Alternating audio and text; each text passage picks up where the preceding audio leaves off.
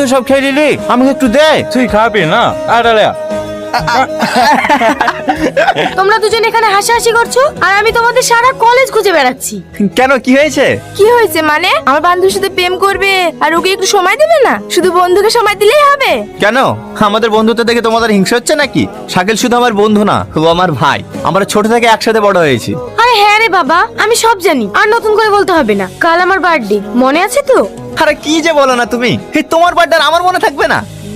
ঠিক আছে, কাল তোমরা দুজন অবশ্যই চলে আসবে।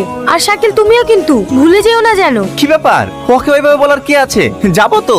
আরে আমি জানি শাকিল গেলেই তুমি যাবে, ও না গেলে তুমি যাবে না। সে আমি তোমার যতই গার্লফ্রেন্ড হই না কেন। আরে ও নিয়ে তুমি চিন্তা করো না, আমিও যাবো, টনিও যাবে।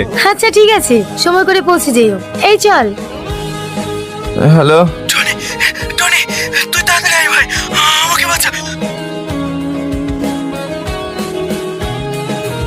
চল বাবু, খেয়ে নেগা। না আমি খাবো না, ভালো লাগছে না। কাল রাত থেকে তোর কি হয়েছে বলতো? যখনই খেতে বলছি তখনই খাবো না বলছিস। আমার কিছু হয়নি, আমি এমনি খাবো না। তুই মায়ের চোখে ফাঁকি দিবি? তোর তো কিছু না কিছু হয়েছেই। তুমিও না। ঠিক আছে ঠিক আছে, চলো খাবার রেডি করে খাচ্ছি।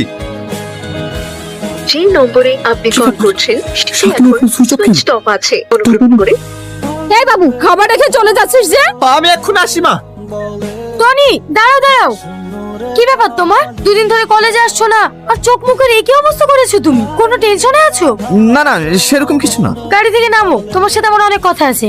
সালমা, আজকে আমার মনের অবস্থাটা ভালো না, অন্যদিন কথা বলি। আমি বুঝতে পারছি না তুমি আমার সাথে এরকম ব্যবহার করছো কেন। তোমার কি আমার সাথে কথা বলতে ভালো লাগছে না? কাল দুবার ফোন করলাম, রিসিভ করলে না। আরে সেরকম কিছু না সালমা, আসলে আমি একটু সমস্যা আছি।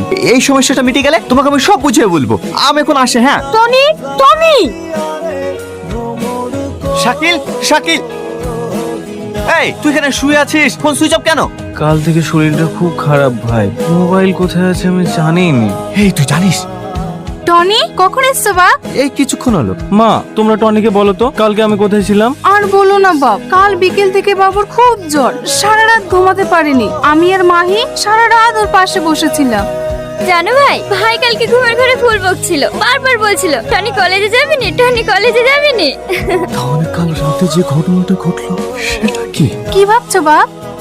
কিছু না। তুমি একটু বসো বাপ, বাবু জ্বর মুখে রুটি মাংস খাবে বলছিল তো, তাই একটু রান্না করেছি। বুড়ি তো টনি ভাইয়ের জন্য মাংস রুটি নিয়ে আয় তো।